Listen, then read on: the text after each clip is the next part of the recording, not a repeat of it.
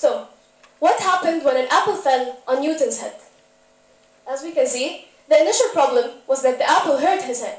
And so, logically, any logical thinker may suggest, oh, I should stay away. Or maybe I should wear a helmet to protect my head. Someone else may say, when do apples ripen? So I can stay away from the tree only when the apples fall. But this is not what Newton did. Newton, who was a lateral thinker, viewed the problem from a completely different perspective, and he questioned a question. Why did the apple fall? And so, as a result, he came up with the law of gravity, and this is what has changed the world and what has helped us develop in astrology, physics, and so many sciences. This brings us to the topic of our presentation, lateral thinking. Lateral thinking is the ability to question a question. So, where does lateral thinking come from? Actually, it's been used many years ago, for centuries and centuries. However, it was turned by Dr. Edward de Bono in 1968 as lateral thinking. Because Edward de Bono believes that the brain becomes extremely amazing when it comes to lateral thinking, because brain searches into many possibilities, every possibility, and criticizes each and every one. Number two, the brain tries to find alternative solutions, even if there's a solution to the problem, trying to find many different methods to the solution. Number three, the brain unleashes the restrictions limiting it, trying to find a new way, trying to escape from the routine. Well, that sounds amazing. Well, since it's that amazing, why is it that people are still reluctant to using lateral thinking?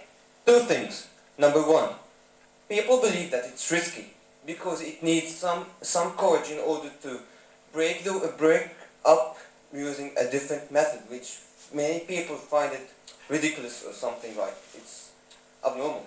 However, I always believe in the quote which says, if you can't take risks, you cannot make future.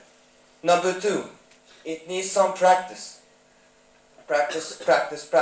You cannot easily turn a logical thinker into a lateral thinker. It needs some time and effort and patience.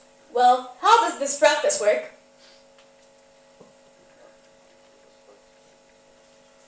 Okay, here are 7 tips to get unstuck and believe in lateral thinking.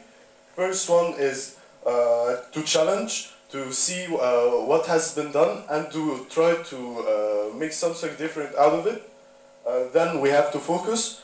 We have to pick a random object, then to see what this object may reflect on our subject.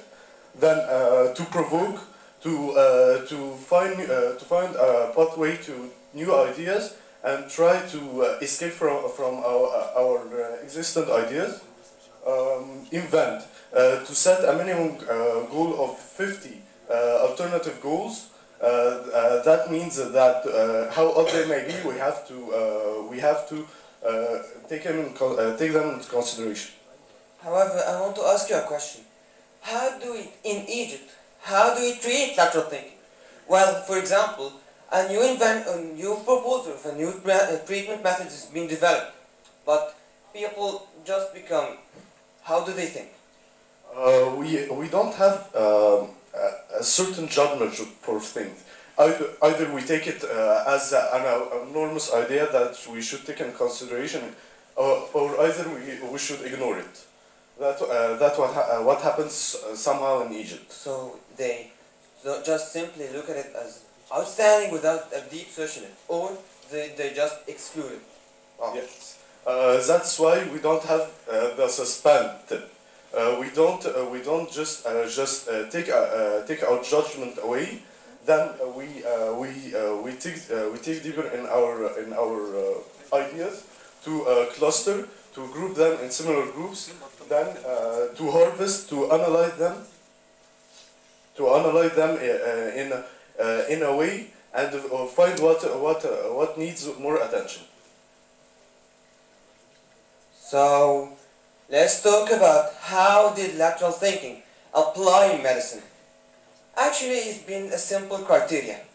people have been moving a straight pathway without using any different idea. So when an innovative idea comes into our mind, shines, just digs a way up, after a pathway which leads us to it, the dead end. Actually, many idea leads to a any lateral thinking leads to a vertical thinking. So that leads into our development. Actually, if you want to link it, why don't you link it to the survival curve of the species? At first it becomes lag phase, which leads to the development, the log phase, and then stationary phase. When it keeps like this, it just goes down if you just do the same idea each and every time. So without any innovative idea, everything will end. So let us show you some videos showing the some examples showing lateral thinking and medicine. Well, in 1798, when smallpox was eradicating populations, it was a danger to humanity. What happened? People were supposed to be scared of the disease, of the fever, of the smallpox, which was very fatal. However, this is not what happened. This was the expected, but what happened is, a lateral thinker came, and this scientist realized that the milkmaid who was exposed to the virus had immunity against it. So, he decided to take that virus and give it, turn it into a vaccine, and inject it into the person. And so he created the first vaccine, and he was able to beat that disease by taking a completely different route and thinking outside the box, thinking against logical thinking. And I have some different example. Actually, lateral thinking did show us a great development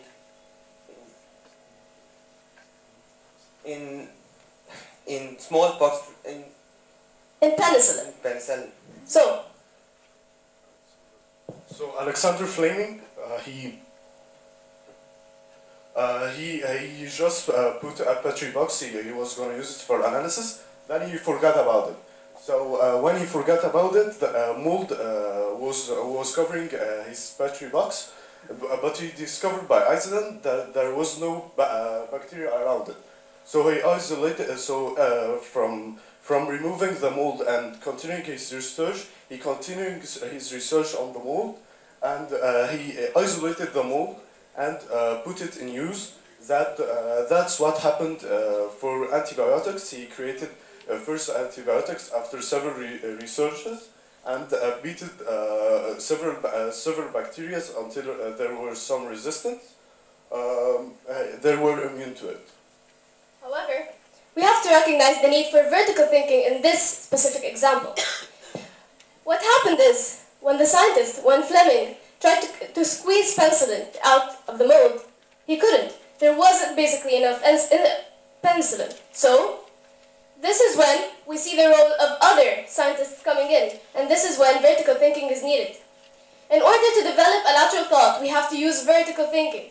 So, over time, we can go up the graph as other scientists used other experiments in order to extract penicillin in a more effective way, and so to develop an antibiotic against bacteria.